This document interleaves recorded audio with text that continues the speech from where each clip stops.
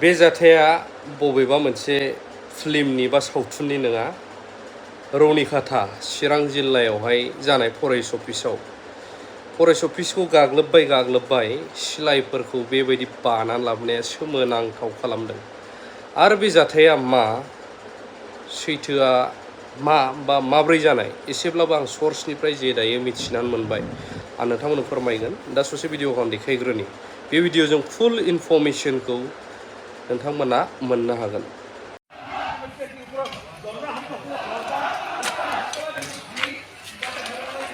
साफानो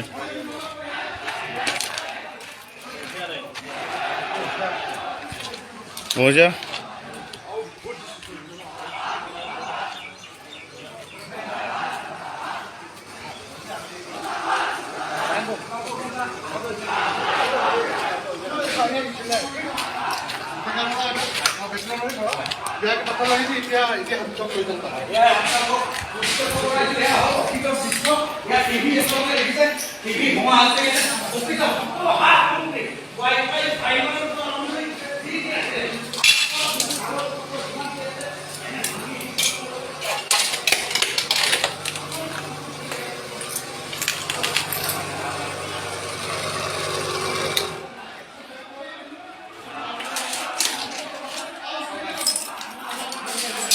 이렇게 버니 봐봐.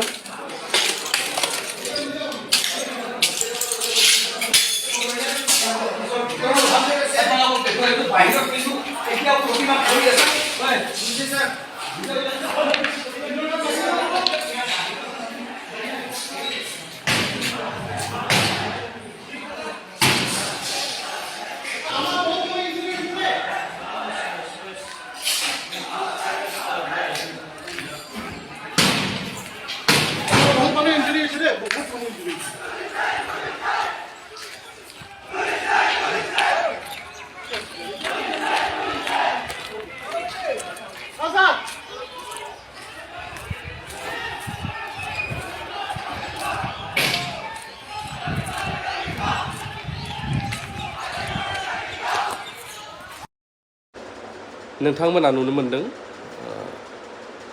जोंनि खाथि खाला थानाय सावथाल बा सानथालि माखासेफोरा नैबे जाथाय खालामनाय। दा बे जाथाया बोरै जादों होनोब्ला दा सर्सनिफ्राय मिथिबाय, थांनाय मैया इलिगेल जायफ्रा एनक्रचमेन्ट, जायफ्रा गोदान हाग्रा एवनानै थानो नाजानाय, थानो मोन्थाय गैयि, बैफोर जायगायावहाय फरेस्टफोरा माखासे सार्च खालामनाय बा नागिरनानै थानो मोना, आरो जायफ्रा अख्रा आरो थानो मोनैखौ मिथिखानानै थासोमनो नागिरनाय, बैसोरखौ माखासे मानिखौ हमनानै लाबोदोंमोन। दा बे हमनानै लाबोनायावबो माखासे प्रसेस लिरनानैल' लाखिबाय आरो मानसिफोरखौ हगारफिनहरदोंमोन। हगारफिनहरखांनायनि उनावबो मा जाबोबाय, अखानायै फुङावसो दिनैहाय फैनानै अफिसखौ एटेक खालामबाय। एटेक खालामनानै बेफोरबायदि सावनाय बुख्रुबनाय, इभेन सिलाइखौ बानानै लांनाय सोमोनांथाव खालामदों। ओरैबायदि पावार, ओरैबायदि दम। दा बिनि सायावहाय नायबिजिरनो डिसि थांदों, माखासे गेदेर बिफानफोरनिफ्राय नायबिजिरनो थांदों, आरो बेवहाय स्ट्रिक्ट एक्सन जागोनखौ जों नुयो। मानो होनब्ला BTC 6 शेड्युल एरियायावहाय पावारा थोजासे दङ इउटिलाइज खालामोब्ला। दा बेखौहाय एडमिनिस्ट्रेटिभ बा एडमिनिस्ट्रेसन लेभेलनिफ्रायबो मोजाङै एक्सन लागोनखौ जों नुदों, आरो BTC सोरखाराबो जेसे हायो बेवहाय मावनांगौ हाबाफारिखौ मावगोनखौ जों दायो मिथिनो मोनदों।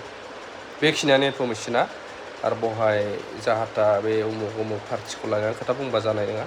साडेन जानाय नैबे घटना, बेखिनियानो। थेंक इउ भेरि माच फर वाचिं, लाभ इउ अल।